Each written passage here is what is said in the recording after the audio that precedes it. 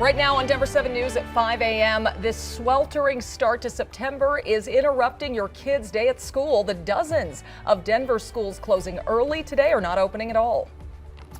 Beautiful mountains, never-ending outdoor activities. What's not to love about Colorado? Well, it's not enough to keep some people here. What's driving people out of our state?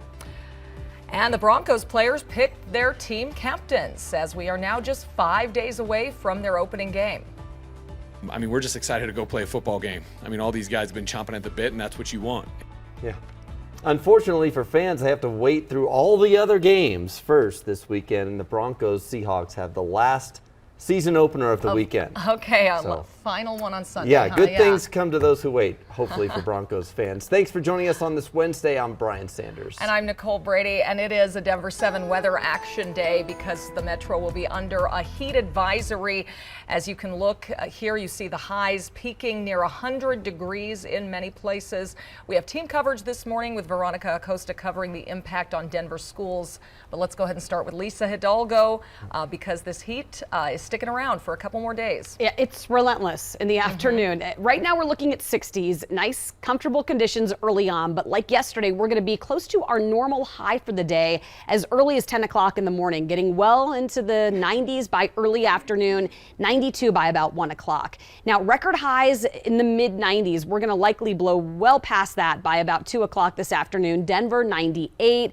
Boulder, you're looking at 95. So because it's so hot and it's been so dry, we are looking at, unfortunately, some air quality concerns as well as a heat advisory. We're going to talk more about that advisory coming up. Triple-digit heat possible near Greeley and Sterling. It's going to continue today and again tomorrow, and then we are in for a huge break here later this week, Friday into Saturday. We'll talk more about that, Jason, coming up here in just a few minutes. And right now on the on one of the CDOT cameras, the CDOT camera, you can see that we do have a pretty good drive for the most part across the east side of town. This is I-70 over at Quebec right now. This is the traffic coming off at 270 to go east I-70. Had some lane restrictions over here by Quebec, but now you're seeing the lane restrictions in two different places on I-70. One over here by Federal and Sheridan. So in the Lowell area, you're still seeing some paving operations there. That's why it's a couple extra minutes out to the west side of town. You're also still seeing a little bit of work here at 225. But otherwise not a bad ride the rest of the drive around town. I-76 saw a little bit of work out to the west side of town over by Sloan's Lake.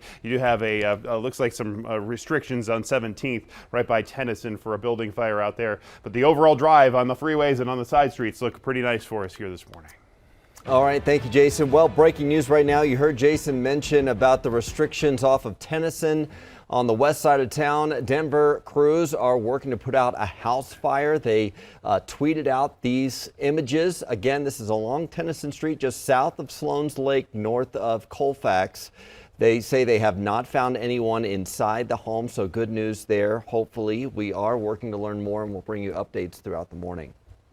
We also have an update to breaking news we brought you last night at 10. A lockdown at Regis University's campus has been lifted. There were reports late last night of a man carrying a gun headed toward the field house. Denver police say there is no further threat, but officers will remain in the area throughout the morning. Well, as Colorado turns up the heat again today, dozens of Denver schools are closing early, and some won't even open their doors at all today. Yeah, Denver 7's Veronica Acosta joins us this morning from a school that was supposed to have air conditioning by now, but that hasn't happened yet. It didn't. Knapp Elementary, where we're standing this morning, it won't be open at all. It's one of 3 schools that's being closed today because it is just too hot. And you mentioned it was supposed to have AC, but supply issues put a damper on that. Like I mentioned, 2 other schools are also going to be closed within DPS today. Those are going to be Columbine and Barrett. Yesterday morning, we were standing in front of a completely different DPS school telling you that there were going to be 4 in total that were letting students out early because it was just too hot. Now we know those numbers are much higher, almost more than 30 schools, I should say. So just too many of them to name this morning, but we do have a full list of them on thedenverchannel.com. They include some big schools though: West High School, Thomas Jefferson High, and Manual as well. Now without AC in these schools, we told you it can get really hot in there, more than 90 degrees even. And heat is the reason DPS starts later than other districts, and they've been working on getting AC installed in the schools. 6 schools were upgraded last year. We know 9 were supposed to get it over the summer. They were only partially completed because of supply chain issues. Some do have piping ready to go, but they can't get chillers. In other cases, the microchip shortage really playing a role. And we also know DPS isn't the only district making changes because of the heat. The Thompson and Poudre school districts, they're also going to be letting students out at least 2 hours early today because those areas are also just too hot to have those kiddos sit in the class all day long. We're live in Denver. I'm Veronica Acosta. Denver 7. Well, thank you, Veronica. And, with so many of those schools still waiting for AC, I talked with the district's executive director about how they decided which schools would get air conditioning first and also which schools would close this week. Have you been getting reports from these schools of students and teachers sweltering in that heat this week? We mainly look at the temperature readings that are being recorded. Are schools ranked on priority for receiving air conditioning? We looked at utilization, which is looking at the capacity and the number of students that are enrolled in that particular school. And we also had an equity index. Yeah, so a number of factors are going into these decisions. You can see the lists of schools and the schedule for when they expect to have air conditioning installed on the DPS website. Several of the schools that are releasing early today, including 3 of the high schools, are set to get AC in 2023. Also, you might be wondering if these early releases today will extend your child's school year. We asked Denver Public Schools, and the district says there are extra days built into the calendar because of the possibility of heat or snow days. So as long as they don't exceed those few extra days, the school year will end on time. Of course, we haven't even gotten to the snow days yet. Denver is opening cooling centers today and tomorrow. The city says rec centers and most libraries are open during regular business hours if you just need a break from the heat. And we want to bring in Lisa Hidalgo here now because why are we issuing a heat advisory now, Lisa? It doesn't happen often. The heat index is kind of like our wind chill equivalent in the winter. We talk about wind chill a lot here because it's that feels like temp. Well, we don't often talk about heat index because, you hear people say Colorado, it's a dry heat. Take a look on the top bar, temperature, on the left-hand side, relative humidity. And when you combine those, that's going to give you your feels like temp. Well, typically it actually feels cooler here in Denver because it's so dry, relative humidity. So we typically don't even end up on that bar or on that chart, which means we wouldn't have a heat advisory issued. Now, the National Weather Service can take all of this information and they have a whole new plan. We're going to talk more about that coming up at 6 o'clock. But basically today we're under a heat advisory because direct sunlight combined with the heat, still bad for the young and the elderly. We're talking about it more now than ever. And you can keep tabs on our weather with our Denver 7 Plus app for your streaming device. It has a 24/7 weather live stream, so you can check conditions anytime.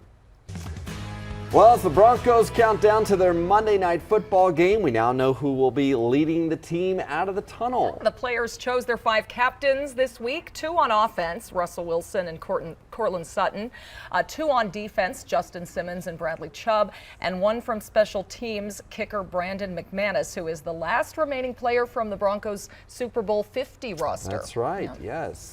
For Russell Wilson, he's going back to the place he's called home for the last 10 years and where he won a Super Bowl over Peyton Manning and the Broncos. Yeah, so obviously high expectations for what he can do for the Broncos now on this side of things. Already they've signed him to a huge contract extension. And despite the emotional return for Russell to Seattle, head coach Nathaniel Hackett said he's not worried about his quarterback. This is obviously a big game because it's the first game. It's a big game because it's Monday night. It's a big game because he's going to be there. Those are just the facts.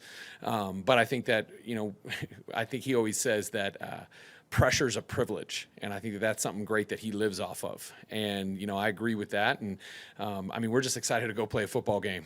All these guys have been chomping at the bit, and that's what you want. And so I'm excited to see him out there. Yeah, hopefully he thrives on the big stage. That would benefit the Broncos. You can watch the Broncos-Seahawks game right here on Denver 7. Our pregame coverage starts at 5. Kickoff is at 6:15 Monday, and then stick around for our postgame show. Jason. Looking pretty good for us here across most of Metro Denver there, Brian, as we're making our way out and about. This is over here at I-76 and 270. The headlights you see here is the 270 traffic heading for York. This is the drive on I-76 with a little bit of road work in there, but not seeing any significant delays right now on that north side of town just yet. Juul is paying up after it was accused of targeting your kids with vapes. The changes it now has to make to its products. This isn't quite your pumpkin spice latte, but cup noodles is now hopping into the fall craze. See what you think about it.